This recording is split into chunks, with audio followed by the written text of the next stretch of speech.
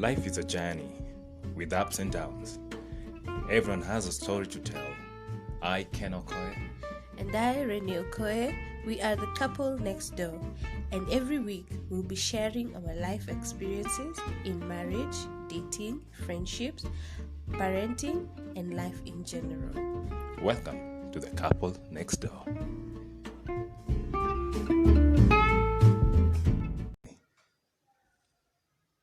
Madam Renee, or should I call you Mama Naya? So we are talking about the opposite sex friendship in a marriage. It's one of the things that has brought a lot of problems, in so many relationships. So first of all, I would like to get your feeling on how you feel when I add more female friends in my list. How does it make you feel as a woman?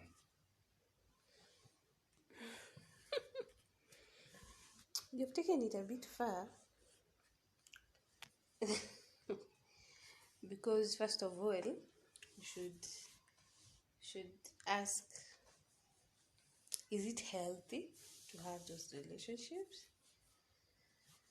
Because we know a man and a woman can't have a relationship, a pure, I'm looking for the word, just a normal relationship where one doesn't happen to feel to have any sexual feelings towards the other. Most of the time, it leads to that. Yes, platonic is that I was looking for. It's hard to just maintain a pure platonic relationship between a man and a woman. And in as much as we don't want to say that marriage isolates you to an island, and you become just the two of you, but then what's the agenda? What's your purpose for having those female friends?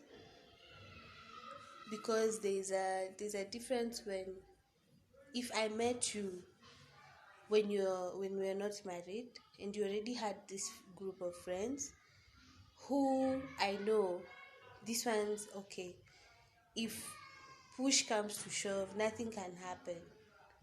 Like if they were to end up in one room or in one house together and there's a bed, or even there's no bed, nothing will happen. Okay. Because they view, you look at her like a sister and she looks at you like a brother. Mm-hmm. That one, it won't really disturb my mind. But then there are these friendships where you just see how the other person is communicating. Are they open to me knowing that there's a friendship between you and her? Are they comfortable with that? And if anything, will there ever be a point in time where they will offer themselves or you will offer yourself for that kind of service? Okay. See? So it depends with the agenda. Like, what's the main purpose of this relationship? Is it for growth? Like, I'm in this business, you're in this business, so if I need 1, 2, 3, I can call you? Or is it just chatting? Which, if it's just chatting, the mind will wander. Yeah, the mind will wander. But if it is with something else, it is built on something else. Like, let's say we are helping each other in the spiritual walk, or this person is going through something, so you're there for them. And so I know that if this person gets through whatever they are going through, this friendship might end up fizzling out because they won't need you anymore. Yeah. And if it's a spiritual walk, then that means you don't have to talk every day. It means some days they just need a prayer or a verse, which crossing the line might take some time. Or it's business. Like I said earlier, you're in the entertainment business. She's a provider of something. Maybe she does cakes, or they do flowers, or they do, all those things that happen that are needed in events. So maybe she's a supplier of one of those things, and that is what is bringing the two of you together. Then that's different, of which even those business ones can be pushed. It's really easy to, So your fear, your greatest fear, is that if your partner ends up having these friendships, then he might end up getting emotional, and I end up also having a relationship with them whereby, like, an intimate relationship. Yeah. Because it's either you'll have an emotional connection or a physical connection. There's one of the other, one of you, or let's say one of you will start looking at each other in a different way. Because when I met you, there's some things about you I didn't like, but with time I've learned to accept them. You Things see? like, No, it's not about us. I mean, you see, there are things I have learned to put up with time, or I have overlooked and say these are, these are just baseless things to focus on. So let me focus on what's good about this person, and what I can correct, we can correct. What we can't, we will do away with it. And let's also talk to God and see if He can fix it. And that is the same thing that happens in friendship. You meet someone, they might come off as rude or unapproachable, but the more you continue meeting them, you start growing a liking for them. So the more you have a liking for this person is also having the same feelings. So one person will go faster than the other. One person might feel, hey, I need to know this person deeper than I already know them. So when it comes to that deeper knowing, how is it going to be? Is it going to be in the sense of just the emotional well-being, the psychological well-being of this person, or the physical well-being of this person? Which, when we talk about physical, is the sexual part. Yeah. So for me, when I look at these opposite sex friendships in marriage, I feel like it's having a lot of people in a space that you don't need, or in a space that can't handle. It's like you are in a matatu that is carrying 35 people, 37 people, and then you add an extra 10. That is excess. Yes, that's excess people. So in this marriage, we are two. So if you start bringing in these other people and they're not adding any value to your marriage, that is excess baggage. So from the point I'm getting from you, like, the friends that you have to add value to your They marriage. have to add value to you first, Yeah, and then to the marriage. okay. Now you've met this person. You've started dating them, then you later marry them. But when you met this person, he or she had friends from the opposite sex. Yeah. They were there Yeah. all along. He didn't marry any of them. He married you, and you married him.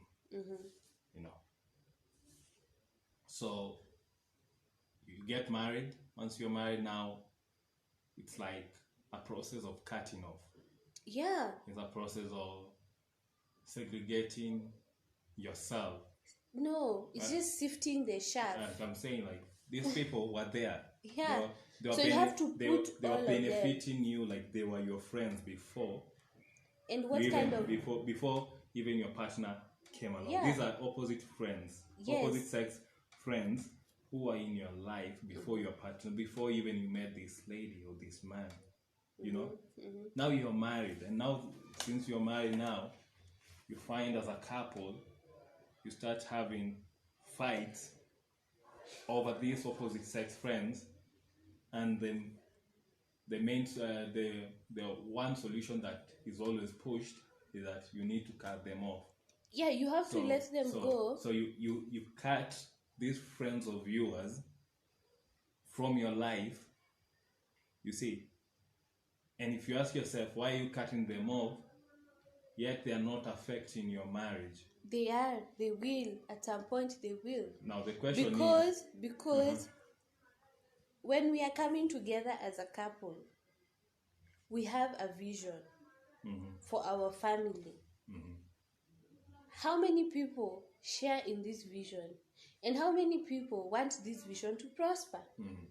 You see, we can talk about our parents, but sometimes even when even with our parents, we won't involve them in all our plans, because there are some plans when we share with them, they will not be in agreement. They will feel like, I don't think this is for you. But the two of you have sat down and put down a plan, strategy, and everything, and you feel this plan is going to work out for us. So we will go ahead.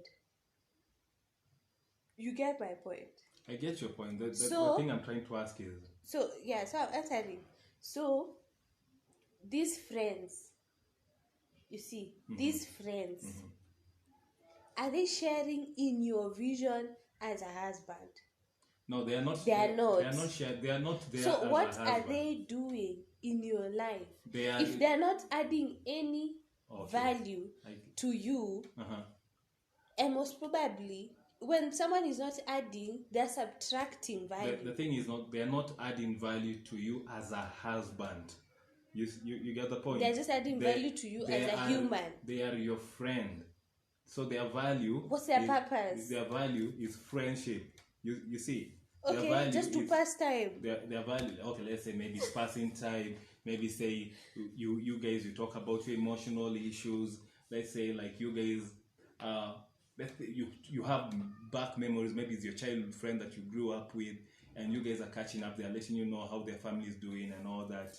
And so What does their family have to do with you? yeah, because they are your friends. Like Are they married? They are not. even if Because most of the time, you see where the problem comes in is most of the time those female friends are not married. okay, now And most they are of them not, are okay, not even they in are not- stable Okay, relationships. they are not married. They are not in a state. So what but the value thing- are they adding into your life? And that's the thing. They were your friends before even you got married. Yeah, that is before, and that's a different life. That's one. They were married before, and so the man that you married, they shaped his life. Okay. Yeah, because of these people, that's why he's polished the way he or she is. Yeah. So they are in your life, and so you get married, and now you need to cut them off. You know, you cut them out, and you're like, it's me and my wife. Then when tragedy strikes your home, you run back to them and say, hey man, hey girl, I have lost 1, 2, 3. Could you guys help me? Okay. You know? And so You find people get married and they only have the only friend that they have, the only friend now they end up making is their partner, which is a good thing, but it has a downside to it. And the downside to it is that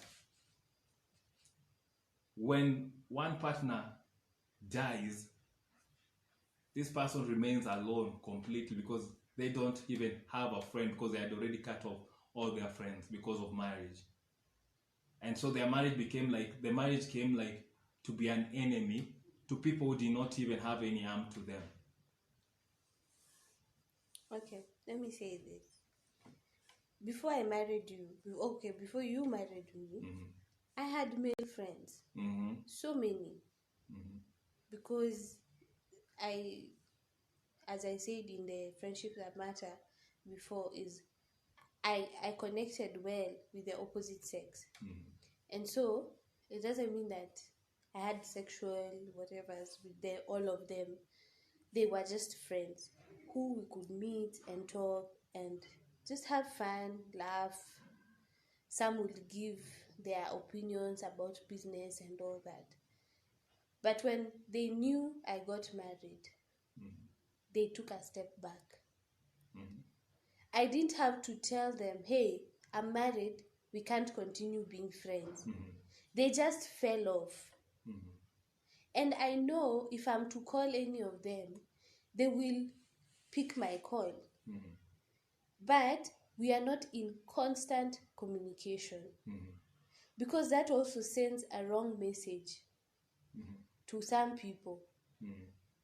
But were If they, I continue, were they your real friends, like real friends, yes, or they were just buddies? You see, like you could be saying these are my friends, but they are just people you're chilling out with. Like I used to have ladies that I used to chill out with that I cannot call. They can't even call me because we were just chilling buddies. Like we had something in common, and now we no longer share that thing which is common. That's why I've said there's a role they were playing in my life. Which now there's not that space. You are not. Is it that there's something? Are you still in need of their role in your life? No, as in, yeah. If I wanted to, I'm saying like if I wanted to continue, if I wanted to continue having people who I can call up and ask, hey, there's this business I want to venture into. What's your take, since you're in it? But why would you not do that if it's on a business? Because you see, they have the because idea. You see, when it comes to marriage and the marriage setup and the kind of advice you're given by your counselor, is that your partner is your first person, is your first go-to person. It's true. So I can't have someone else who comes before. I guess and then if I want to share anything I'm going through, I need to share with you first. So if I've already shared with you, I don't see the need of sharing it with someone else also. But it's a business venture that I might not have expertise then on, and you have then I will call them. And you have a friend who knows it. Okay, so, then at that point I will call them. And you can ask about it. Yeah, then you can come and share with your hubby and tell your hubby, by day, I'm thinking of this kind of business. And that's why I say, this is the information that I have in my hands. What do you think? So, and that's why I'm still like, no, and that's why I you need to hit the nail on the head. And yeah, say, no, and that's like, why I said we are not in constant communication. But with you and the female friends, it's a constant vibing. Like you will talk every week, every now and then. It's not that oh hi, I have this and this and this, can you do this and this for me? No, it's the hi, how are you doing, what's up today, what's the I mean, why are we there? Yes, and now that's what we need now to hit. We need to hit that nail. Yes, that's what I'm saying. Okay, why are we there? You've asked a very good question. Why are we there? Why would a married man have a conversation with a lady, friend? Yeah, whether they are married or not. Yeah, why will that married man check up on this lady? You get? Every single day, every single week. Now there are many explanations. When a I man, mean, if they when a man is planning their wedding, yeah, they invite people. True or false? True. Yeah, and he invites friends from his gender, male, and the opposite, and the opposite sex friends that he invites, or the ladies invite, are people close to him. Yeah. Are people that he cherish. Are people, if he hears that there's something that has happened to them, it will crush him. It will make him sad. And so these are friends that he has built all the way. He knows these friends, yeah, and these ladies also know him. You get? So, and that's why I said we need to classify them in groups of, one, what's the kind of relationship we have? That's what I'm saying. Do they look at you like a brother, and do you look at them like a sister? That's one group. Okay, leave alone. There's the other group for this person, it's business. And then there's the other group for this person is family friend, which they also fall into the category of my brother, my sister. Okay, these people, we can say, they will share. It's hard to find that these two groups will ever want to bring down your home. But then there's the other group who, one, you don't have any common thing with them. The only common thing is, hey, how are you doing? I'm good. How was your day? How was your night? What are you up to? It's just idle chat. And so that's why I said idle chat. I can't have an idle chat with a male friend who I know we have not set some boundaries. So that's a good point. Idle chat which cuts across, yeah? Whether it's a male or a female friend, you shouldn't be having idle chat. Yeah. Your conversation should be helpful. Yeah. If it's a conversation is going, they need to benefit you. Yeah. They need to grow you, so and you grow them. They can be giving you amusement. You can be spending time with them and you're laughing more. That's the truth. But now we are talking about, let's say we are talking about a setup where the relationship is healthy, whereby this man is not looking for something that is not in the marriage. Because sometimes you have those friends because for them to fill that gap of the things that you're not getting in your marriage. So speaking about, you have this healthy relationship at home with your wife, but you also have friends. But now you have to cut them off. Why? Not because there's evidence of like there's something going on, but because there's just that fear, or there's that concern, or there's that perception that... Is that a perception? I'm just I'm putting so many words, like, because there are people who have that perception. The fact that your husband has this female friend, there's something going on. Okay. You know? Which is wrong. And sometimes even as you find, as a wife, you not like say, hey babe, okay, I know you've been talking to so and so, what's really going on? And because the minute I ask that kind of question, you will go on the defense. So, you will run to the defense you'll corner. Go to the defense. Now I get. That's why I'm telling you, there's a trail, yeah. That trail. So your husband will go on the defense. There's a reason why they are going on the defense. Either they are having an affair with them, or two, you're not receptive. Two, the information that this person is giving you, because you have already made a judgment. Instead of like, you're not asking to understand or to really know, you're asking to push your point and to prove your point and to say your fears and to make this person accept your fears and go with them.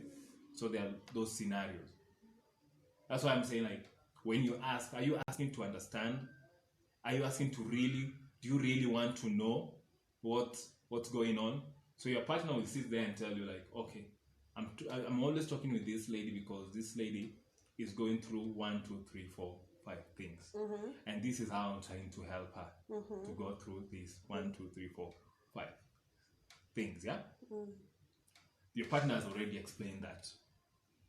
But still, at the end of it, as time goes by, there will still be question marks. There will be still that jealousy. And it will be like, hey, you're talking too much to that person. And the more you're talking to that person, the more your hearts will come closer, and you will fall in love, or you fall into their trap. So there's that situation. There are people who have fallen into that trap. It's okay. But the question I will ask you, do you really know your partner for you to have an issue with your partner having opposite sex? Friendship. Like, do you really know your partner? Like, do you really know them? Because if you know your partner is a flat, and you know, like, he's a fizzy, the way we say it here, a henna, you'll have so much concern, yeah. But if you know your partner, this is the way they behave, this is how they are, and this is how they treat women, and this is how they relate with women, then your fear might be different from the other one who knows, like, their husband is totally flat. Is someone flirting with women and all that. So the question will be, do you really know your partner?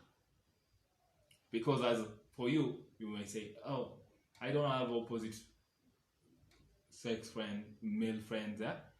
And the reason is because for you, your scenario is like, when they start talking to you, they start hitting on you. And the next thing they say, hey, can we meet? Can we sleep together? You get? So there's that scenario. So for you, you chose like to back off. You get? So because you know yourself, you say, I don't want to go that route. As much as maybe you might say, I want to have those friends, but you know, like, at the end of it, I'll start having this conversation and it will go to something else. Which most of the time, like 99%, it always ends up like that for both sides. Start talking to a woman and you start talking to a woman and it goes to that scenario. Oshim, let me explain something.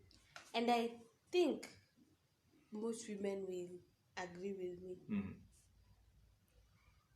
Men who are concerned with the well-being of a woman are more attractive. Mm-hmm. That is one thing for sure. Men who give women the time, airtime, like they sit and listen and they console and they have empathy, are more attractive. And so most of us, most married women, have that issue where this guy will approach your husband and say, hey, we have been friends for so long, like you've said. At this current moment, I'm going through this and this. Maybe my guy or my job or this is happening to me. And your husband goes ahead and gives them the airtime. They listen, they talk, they do all that. They give them their time, like not even through the phone, even physical meetings. With time, she'll get over whatever she's going through. So, we will ask ourselves, the wives, what next? What next after this is over? Mm-hmm. Will she go back to her life and leave my husband to continue being who he is? Mm-hmm. Or will she continue being there? Mm-hmm. Because once we find someone to talk to, because God made us to be beings who speak our feelings. I'm not okay, I want someone to talk to. I am happy about something, I want someone to share that joy with. Mm-hmm. So we share more. So once we find a friend, and especially if it's a male friend, who will listen and won't judge or won't be quick to give me a solution, they'll just sit there and listen to me and tell me it's okay. Whatever it is you're going to, you'll be okay. That in itself is opening up avenues that you don't want to walk through. Mm-hmm. Because I always say, entertaining these women is like dancing around the devil, or dancing around a dog with a steak of meat. And you expect it to just look at you and not try and jump at that meat. They will want that meat. So when you continue to entertain these women, 1 or 2 or even 3 will be like, he has the time. I mean, this guy has the time. 1, he has the time to come and meet me. Anytime I call him, he's there to pick my calls. He's giving me the airtime I need. So why not take this thing a little bit further? And as we know, in the world we live in today, there is nothing like waiting to be approached. Some people are still traditional like that, but most people nowadays are like, this is what I want, I'm going to go for it. And when I want it, I'll go for it hard. I won't play around. I will just hit it. So they will come at you. They will try one tactic, a second tactic, a third tactic, until they see, okay, he's not giving in, or he's giving in. So, as you said, do I know my partner? Maybe I don't know you in the sense of seduction, because I didn't become your wife by seducing you. So I don't know how you're going to react when another woman seduces you or touches those points that I know these are his weak points. I might know your weak points because I stay with you. And when I walk around with you, I see the way you might look at another woman. Or maybe I see the way you look at me, and I know if there's another woman who looks like me, with my body type, or even with my personality type, you might fall for them. So, I mean, if that meat is dangled in front of you, will you walk away? Do you have that strength? Or will you go for it and say, hey, I can have this meat here and still go back home and have my kawaida meat? Yeah? And I will keep telling my wife, she's just a friend. And you see, what makes it even worse is that sometimes the more we say, it's okay, you can have friends, you're at liberty to have those friends, and you communicate the same to these friends, like, my wife is okay, she knows me and you are friends. It gives people that comfort of, now I can do what I want to do. She knows me, so she won't suspect anything. You see, it's different from someone who doesn't know I know. But someone who knows that the wife knows will be more comfortable with taking that relationship a step ahead. You see? So that's why most of us are not comfortable with this relationship. And you see, most married women will tell you, by the time they start having a male friend they are calling constantly, or even talking to, you have lived in your marriage for 20 years. I mean, you've lived with that man, you've got to the point where you're like, we are living together. And now for you to be living those 20 years to start calling men, it means there's something missing in your marriage. No, it's just like, why do you this need is a church mate. So sometimes we just call to chat. Well, oh, hey, we were in this meeting. You were in this meeting, now you start. So let's talk. Let's talk about this meeting we were in. You guys, you start now talking about that. Yes, you see, like things like that. Now after those 20 years, now you have realized that now you have a church mate. No. Whom you can actually. I'm just using an example. I'm not. Yeah. So no, I'm explaining. So you see, because I've seen it with older women. Yes, and they will tell you. They will tell you that they will tell you, where my husband and I are, I have known myself. I have known, like they've known themselves.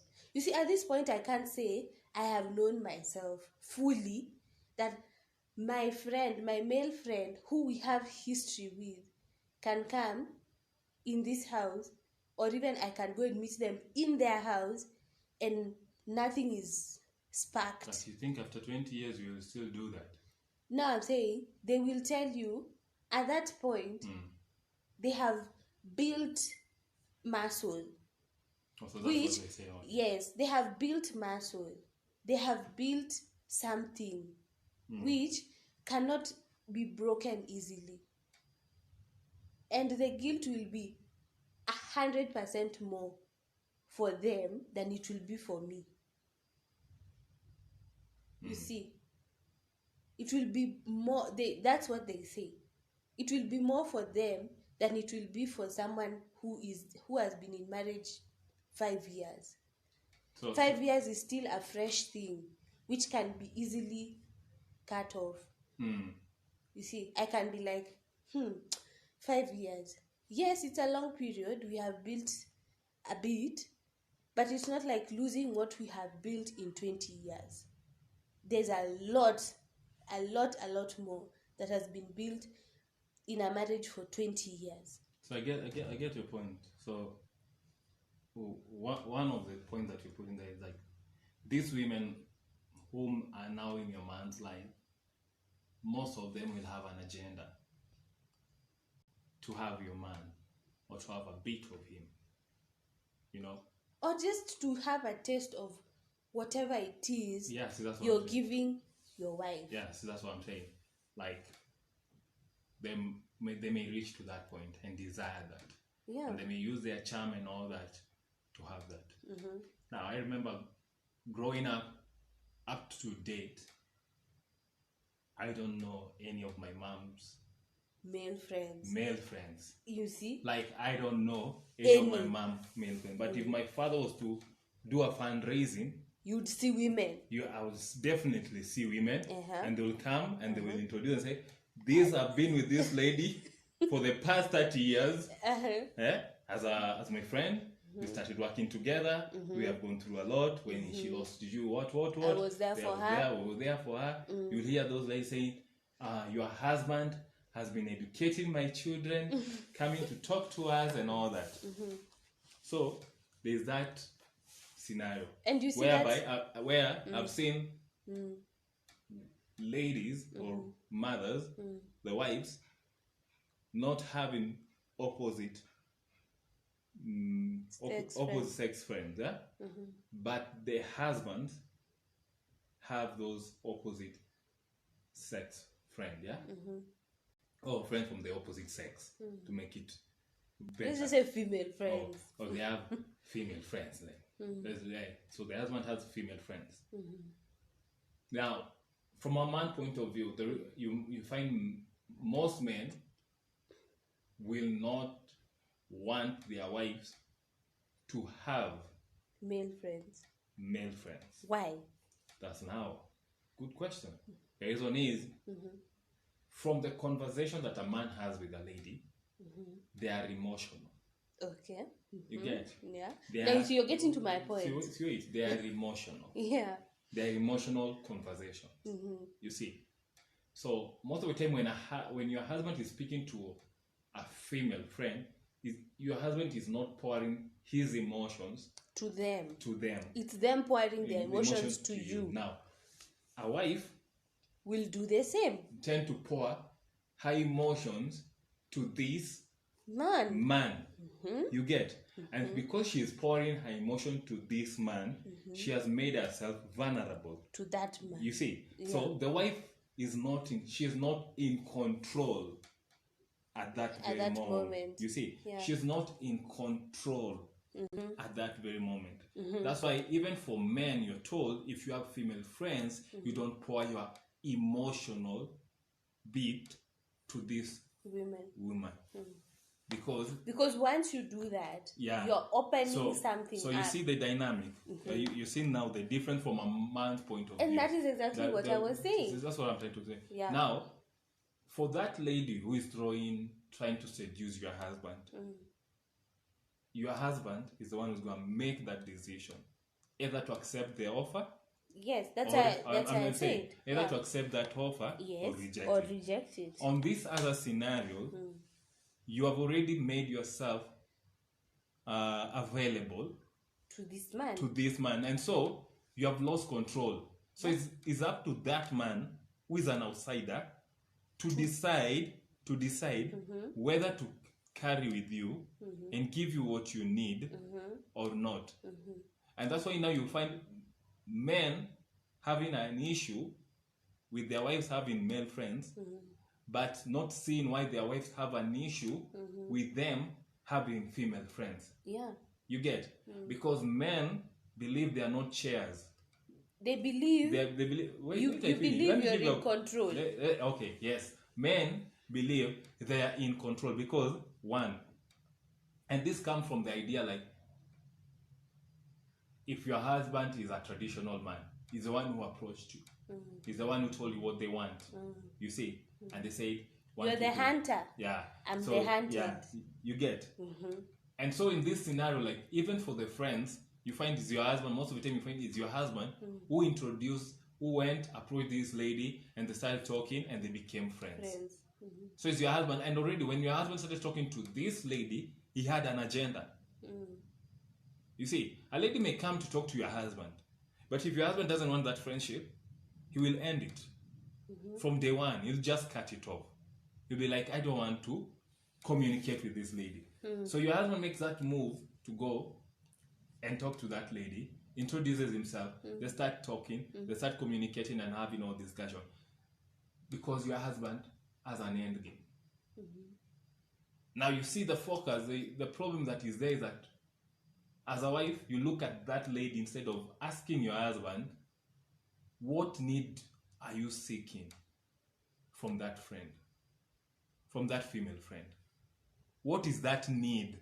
Because even if that female friend is calling your husband and all that and having all those discussions, there's a need that your husband is seeking. So do you take time to actually find out the need for him to continue adding female friends in his life?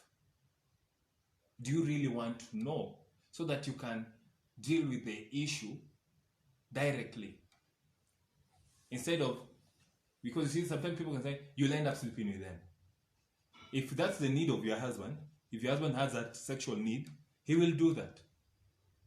If your husband has a need of communication and talking to a female friend, because in the house there's no that communication and all that, he will do that. That's the need that will drive him there. Because it's out of his desires, that's why he's creating all these friends. If your husband is a sympathetic and empathetic person, you see, and he has the desire to always want to help women, you see, that's what will drive him there. He'll see a woman going through something and say, hey, can I help you? And yes, through that, there might be a danger. But what if that's the only thing he wanted to do, to help and move on? So it goes back to the same thing. Like, before we say, okay, have or not have, because you're saying, and you've given a very great point, like, when that woman knows that your wife is comfortable, they will take advantage and do 1, 2, 3 things and even crash your marriage, which is true. Because everyone has their own agenda. As a man, I may think, this is my agenda, but the other person has his own agenda. And so as a woman, you'll say, I don't feel like that is a good friend for you. You need to cut off that friend. And I feel men should take time and listen to their wives. We know the strongest man in the Bible who ever lived, Samson, was brought down by a woman. Mm-hmm. He was brought down to his knees by a woman. And what did this woman do? She kept pushing and pushing and pushing, and used all the tricks and drama to find what she was told to find, because she was put there strategically to bring him down. But Samson saw her as a woman he could love. And you see, that is why as wives sometimes we have a problem with men, with our husbands, because I know I'm a woman.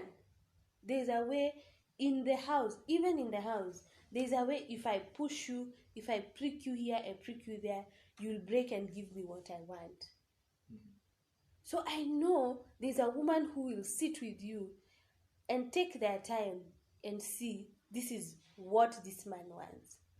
And so they will push and prick and push and prick until they get that thing. You see? Or this is what I want from this man. Yeah? Let me give a good example. There's a man I know who once told his entire family, you know what? I will never ever have a second wife, because he felt he had that strength in him to say no. Yes, he had extramarital affairs, but he never brought them into the house. But he met this lady. This lady made him become something even his own family never knew he would be.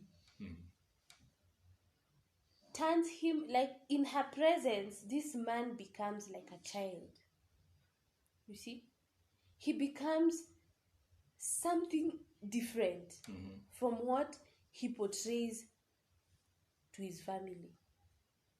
It's like he's living two separate lives with these women, with his wife, with his first wife, and now his second wife. And even when he now took this woman to be his second wife, a friend of him asked him, why are you marrying this woman? What is it that your first wife can't give you that this woman is going to give you? And he couldn't answer that question. But he jumped the gun and said, but you know what? I'm not going to marry a third one. In his thoughts, in his mind, in his heart, he never thought he would ever be the man to bring a second wife to his mother's home. But he did it. Despite the fact of him being the spiritual one, despite the fact that him being the most strict husband and all that, the strict one, the one people knew, you can't, this one, we don't play games around with him. But in the presence of his second wife, he's the softest, the calmest, the nicest man ever. So what did this woman see? He saw that side of him. You see, he saw that side of him and said, this is what I'm going to capitalize on. And I'm going to make it, I'm going to push it and use it until this man takes me in as his second wife. And she managed. And as much as this man sometimes in his quietness, in his own, self-reflection and self-evaluation, he regrets making that move. But now it has already happened. It has already happened, and he doesn't know how to get himself out of it, because he has gone far and beyond. He has used more resources on this woman. So that's why we say, as wives, that's why I tell myself nowadays, the best I can do for you You see, I can't keep on saying, I don't like this girl, I don't like this girl, I don't like this one, I don't like. No, that is a song I can't keep singing. The best thing I can do is to go on my knees and tell God, you know my husband's weaknesses. There are some I don't know yet. There are some I know, but there are some I don't know, which only you who created him knows. So since you know him very well, protect him from these wolves. Protect him from these people who are dangling a piece of meat in front of him. Give him the strength to walk away. Give him the strength to think twice. And give him the strength to not cross that boundary he has said he has laid. You see? So, it is something that is so disturbing for many married women. For your husband to have friends who, it's not business, it's not a family thing, like, this is someone we have grown up with, we have this and this connection, so yeah, lines can't be crossed. But we know sometimes those lines are crossed because of the comfort and the familiarity of things. So you just know this one is here for fun. So this fun can quickly change. Once we don't have anything to talk about, they can find themselves engaging in other things. You see? So that's why we have a problem.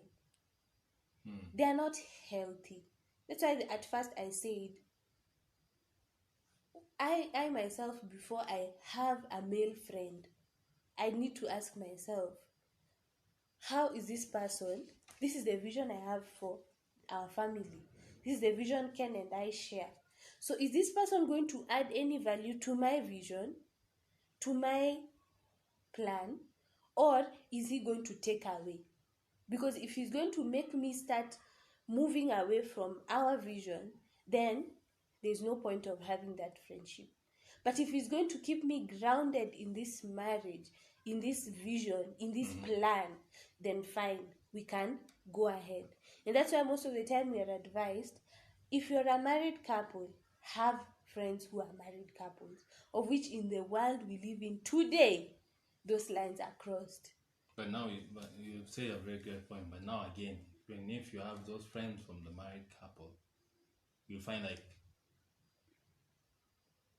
as a husband, my wife will have an issue if I'm speaking to that married couple, like I'm speaking to the wife of that married couple. If we are starting to engage and having a conversation and we're talking and we are laughing, yes, we are friends, but now the fact that it's a lady's voice, it's an issue. Because, truth be told, people get married and there are voices that partners don't want to hear, and those are the voice of the opposite sex friends. Yeah, because most of the time we ask ourselves, what is the conversation you're having? Like if I'm talking to a man and we have a conversation, a male friend, you will not be so much like, what were you guys talking about? What are you guys thinking about? What's the plan? Why are you guys meeting and all that? You will not question so much of that. Yeah? But when it comes to the opposite sex, it's like, so who was that? What were you guys talking about? And sometimes it's something that they're confiding. They're saying, this is confidential. You are my friend, so I'm telling you so that you don't share it. And then me, I put like, I am one with my wife, so my wife needs to know. But that wife of mine also has a female friend that she might end up sharing that. Then I betray trust. So back to the point, so that I don't talk about something that we are not actually discussing. It's like, there's a big problem when people get married and there's still a female voice coming through their phone or a male voice coming through their phone. And I feel like the big elephant that people are not dealing with is about trust. Like, because trust is built, yeah? Yeah. So I marry you, but I don't trust you with men. Yeah, because maybe you know. Yeah, I'm You just know, saying, like, you know, like, these are my weak areas. That's what I'm saying. Like, I marry you, but I don't trust you with men, and you don't trust me with women. So we get married.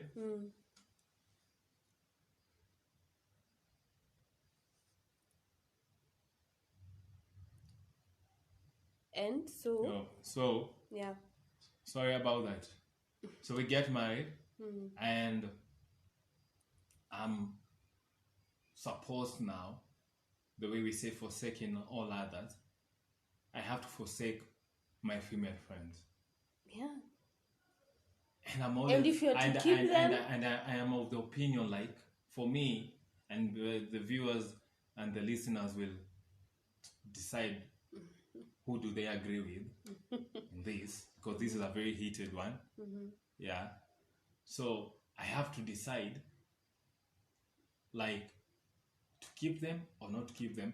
But my point precisely is, like, instead of saying not to have female friends or male friends, you should ask, what are your boundaries when it comes to the boundaries opposite? can be crossed. That's what I'm saying, like, what's your boundary? Because if we conclude and say boundaries can be crossed and all that, then what does it mean then? Okay, boundaries can be closed.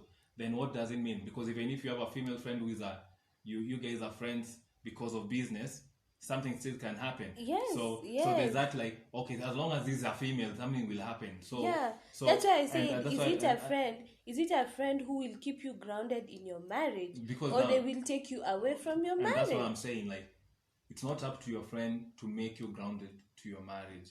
It's up to you to decide if you want to be grounded to your marriage and take personal responsibility. So for me, I am still for you. Ask yourself, what are the boundaries? Whether it's a colleague, what's your boundary with that colleague? Because if you don't have boundaries, then you fall in, it's for sure you will fall. You see, so you need to ask yourself. And for me, I believe, as a man, on all men who have female friends, they need to set boundaries and know, like, this is how far my conversation with this person can be. I cannot engage with this person in certain conversations that if my partner was to hear them, it will heartbreak her. Okay, for me, I'll just say I will stay on my knees and pray that whoever it is you're socializing with, whoever it is you are having that cup of coffee with when I'm not there, whoever it is confiding in you or you confiding in them, will not make you fall. Because falling, as we all know, falling in sin is not as it's not so much to do with how much strength you have. It is how much strength you have in God and how much faith you have in God that God is going to keep you there, and how are your communication lines with God. So if I know you're praying for yourself and I'm also praying for you, then that is double, and we have a 3-cord strand, and I know that one is strong enough to hold us together. But if I'm praying alone and I'm just standing with God, and you're not taking part in it, then I will have to ask God to keep reinforcing. So yeah, so we will share this in our Instagram pages and YouTube. Keep us engaged. Share your comments and your views about this topic, and if you would want us to continue talking about it in a second episode. So bye. Have a wonderful day or night. Thank you so much for listening. God bless you.